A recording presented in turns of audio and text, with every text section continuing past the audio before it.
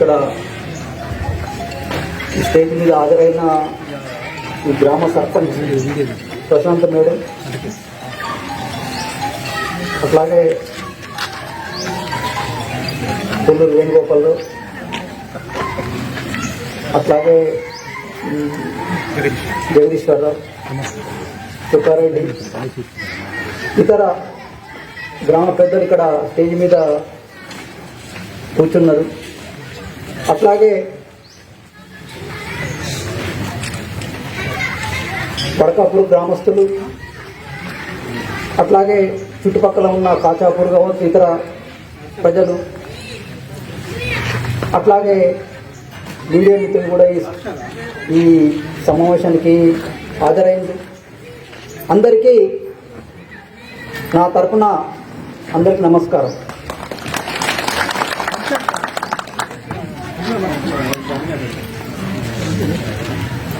నేను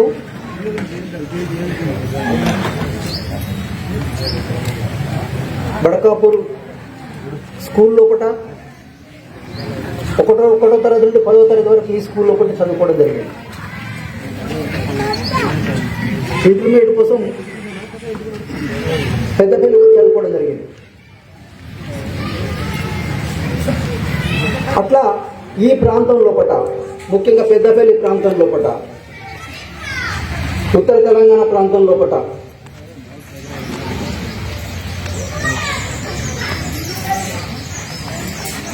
నక్సలైట్ల పార్టీ అంటే అప్పుడు సిపిఎంఎల్ కొండపల్లి సీతారామయ్య వర్గం అనేది ఈ ప్రాంతంలో కూడా పనిచేసింది. ఈ ప్రాంతంలో మన ఊర్లో కూడా ఎమర్జెన్సీ ఎత్తివేసిన తర్వాత 1977 ఆ ప్రాంతం లోపల ఈ చావడి కాడ ఒక మీటింగ్ పెట్టింది. మల్లోజుల కోటేశ్వరరావు వచ్చి ఒక ఓపెన్ మీటింగ్ పెట్టింది. అప్పుడు మొదటిసారి నక్సలైట్లు చూడడం అనేది.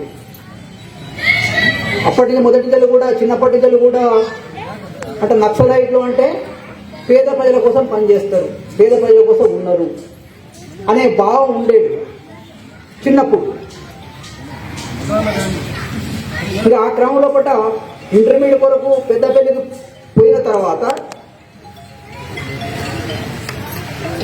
అక్కడ రాడికల్ విద్యార్థి సంఘం అనే సంఘం పనిచేయడంతో అక్కడ ఆ సంఘంలో, విద్యార్థి సంఘంలో కూడా పనిచేసి విప్లవోద్యమం వైపు పోవడం జరిగింది. అంటే ఈ ప్రాంతం లోపల చూసినప్పుడు 78వ ప్రాంతం లోపల మన పక్కపొట్టున్న కాచాపూర్ సంబంధించిన కందులచ్చిరెడ్డి ఒక యాక్సిడెంట్ లోపల చనిపోయాడు. ఇది సిరిసిల్ల ప్రాంతం లోపల కందులచ్చిరెడ్డి, వాళ్ళ తమ్ముడే చుక్కారెడ్డి. అట్లా అప్పటి నుంచి కూడా అట్లా నక్సలైట్లు అట్లా పెద్దపల్లి ప్రాంతం లోపల ముఖ్యంగా చెప్పుకుంటే మల్లోజుల కోటేశ్వరరావు, బయ్యప్ దేవేందర్ రెడ్డి ముఖ్యంగా పనిచేసేది ఇక్కడ ఈ ప్రాంతం లోపల. దగ్గు రాయలింగు ఇలాంటి వాళ్ళు పెద్దపల్లి ప్రాంతం లోపలనే పీడిత ప్రజల కోసం పనిచేయాలనే ఉద్దేశంతో నక్సలైట్ రాజకీయాలతో పనిచేస్తూ యువతరాన్ని పీడిత ప్రజల కోసం పనిచేయాలనే లక్ష్యంతో వాళ్ళు గ్రామీణ ప్రాంతాల లోపల అప్పుడున్న భూస్వామ్య విధానానికి వ్యతిరేకంగా, పెత్తందారుల విధానానికి వ్యతిరేకంగా పీడిత ప్రజల కోసం పనిచేయాలనే లక్ష్యంతో సిపిఎంఎల్ కొండపల్లి సీతారామయ్య వర్గం పనిచేసింది. ఆ క్రమంలో కూడా సిపిఎంఎల్ పీపుల్స్ వార్ అయింది. పీపుల్స్ వారే మావోయిస్ట్ పార్టీ అయింది.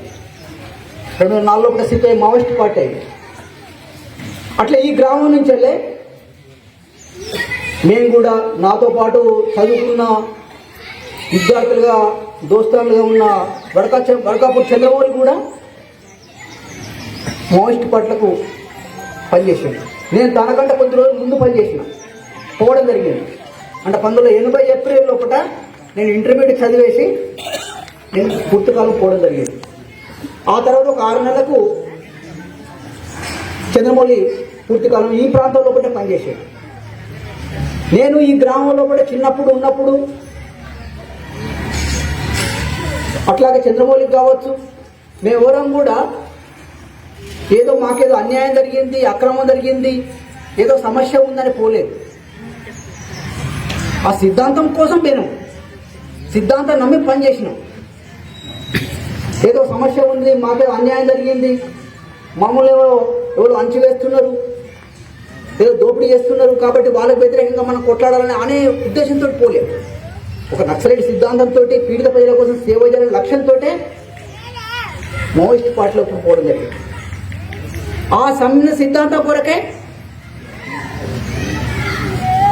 80 నుంచి వెళ్ళి 2025 వరకు పనిచేయడం జరిగింది. వివిధ ప్రాంతాల్లో కూడా పనిచేయడం జరిగింది. నేను పనిచేసింది పెద్ద కరీంనగర్ జిల్లాలో కూడా నేను ఎక్కువ కాలం పనిచేయలేదు. రిక్రూటర్తో ఒక 6 నెలలు ఇక్కడ ఉన్నా, మిగతా కాలం అంతా కూడా ఆదిలాబాద్ జిల్లాలో కూడా 20 సంవత్సరాలు పనిచేసింది. ఆ తర్వాత ఖమ్మం, భద్రాద్రి కొత్తగూడెం ప్రాంతాల్లో కూడా ఒక 20 సంవత్సరాలు పనిచేసింది. ఛత్తీస్గఢ్ బార్డర్, తెలంగాణ ఛత్తీస్గఢ్ బార్డర్లో. ఈ 40 సంవత్సరాల కాలంలో కూడా నేను చిన్న దళ సభ్యుడిగా మొదలుతో కేంద్ర కమిటీ సభ్యుడిగా పనిచేయడం జరిగింది. వివిధ స్థాయిల్లో కూడా దళ సభ్యుడిగా పనిచేసిన, కమాండర్గా పనిచేసిన, జిల్లా కమిటీ సభ్యుడిగా పనిచేసిన, అట్లాగే రాష్ట్ర కమిటీ సభ్యుడిగా పనిచేసిన, కేంద్ర కమిటీ సభ్యుడికి కూడా పనిచేస్తూ రావడం జరిగింది. అంటే నమ్మిన సిద్ధాంతం కోసం మనం ఏది ఆశించలేదు. అంటే పీడిత ప్రజల కోసం పనిచేయడం అంటే, ఇప్పుడు ఇలా సమాజంలో పూట ఒక పని చేస్తామంటే నాకేమిస్తామని అడుగుతారు ఎవరైనా కూడా. అంటే పీడిత ప్రజల కోసం పనిచేయడం అంటే జీతం లేదు, నా నాతం లేదు. మనం పీడిత ప్రజలకు అంకితం కావడమే. ఏ క్షణాన్ని ఎప్పుడైనా కూడా ప్రాణం పోవచ్చు, ప్రాణం పోతుంది. ప్రాణం మనం లెక్కలేదు. పుట్టింది ఒకనాడు, చచ్చిపోయింది ఒకటే అనుకోని ప్రజల కోసం పోవడం జరిగింది. అలాంటి అంటే ఈ ప్రభుత్వానికి వ్యతిరేకంగా ఒక సిద్ధాంతం కోసం, అంటే దోపిడీ లేని నవ సమాజాన్ని తీసుకురావడం లక్ష్యంతో పనిచేయడం జరిగింది. అయినప్పుడు ఇంటిని విడిచిపెట్టి పోయి పనిచేస్తున్నాం అంటే కష్టాలే ఉంటాయి. కష్టాలు లేకుండా ఉండదు. ఒక పూట తిండి, ఒక పూట తిండి ఉండదు.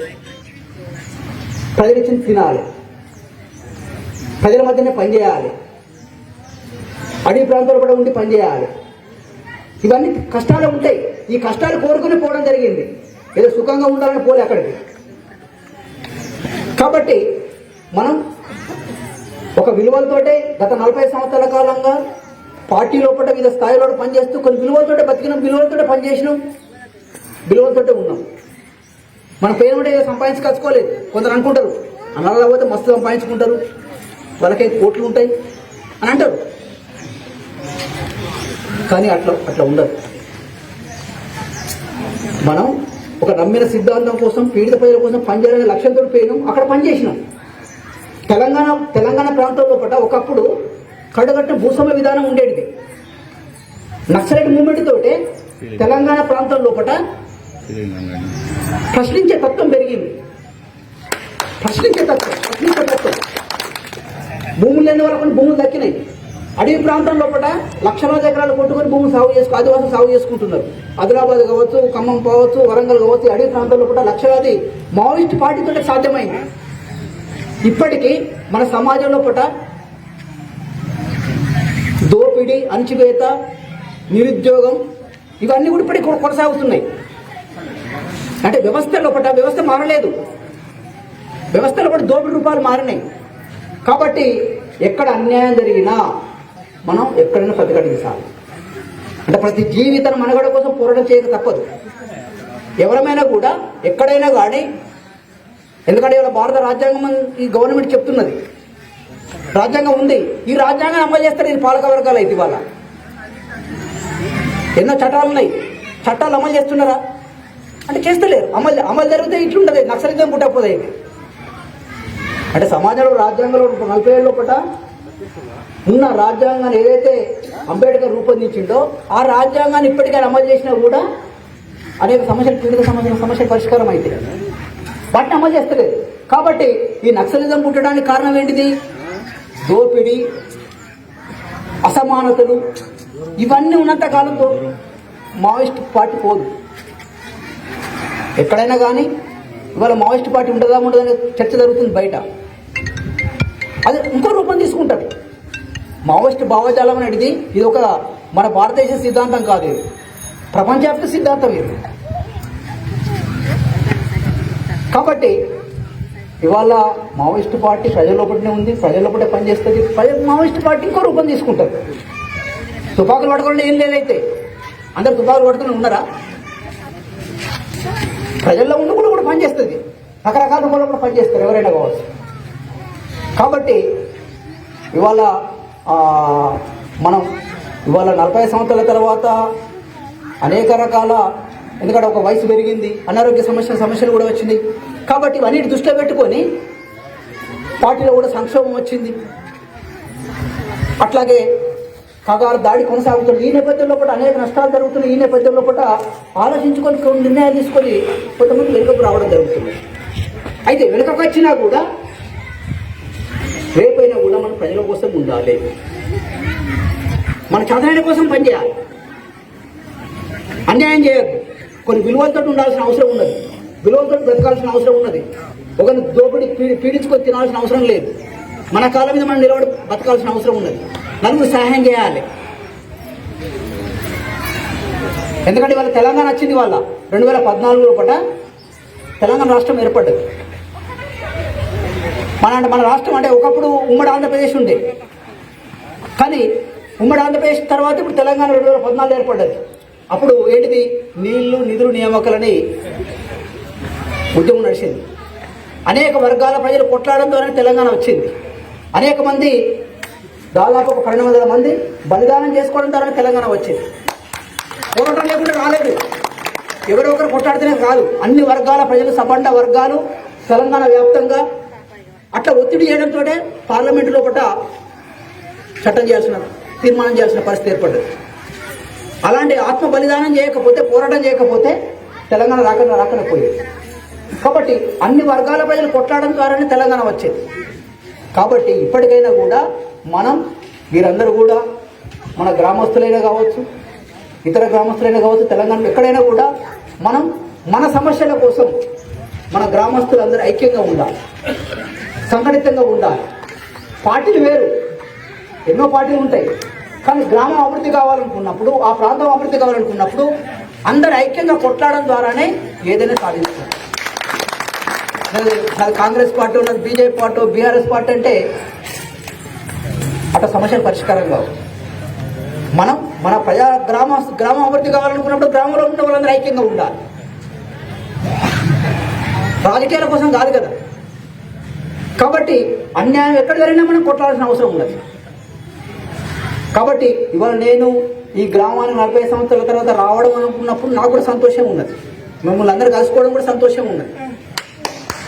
ఇంతకాలం తర్వాత మిమ్మల్ని అందరూ ఇట్లా కలుసుకుంటే ఎప్పుడు అనుకోలేదు, ఏక్షణం ఎప్పుడు చచ్చిపోదాం అనుకున్నాం. ఇంతకాలం అయితే అనేక సార్లు వాటిలో పనిచేస్తున్న క్రమంలో అనేక ఎన్కౌంటర్స్ జరిగినాయి, తుట్లో కూడా ఎన్నో తప్పించుకున్నాం, ఆయన చనిపోలేదు.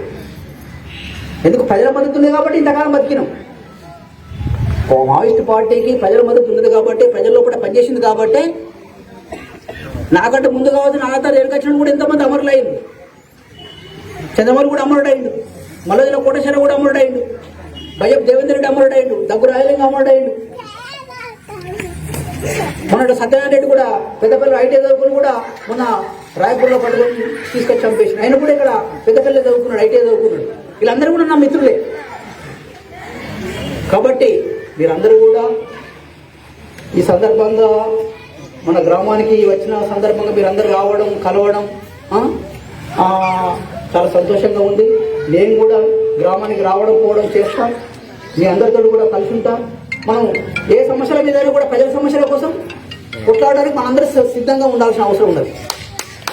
ఎందుకంటే నేను 40 సంవత్సరాలు పనిచేసినంటే కమ్యూనిస్ట్ రాజకీయాలు పోవు, ఎర్రజెండా కదా, ఇది విడిచిపెట్టుకుంటే పోతుందా? మన మనసులో పోతుందా? తచ్చినా పోదు.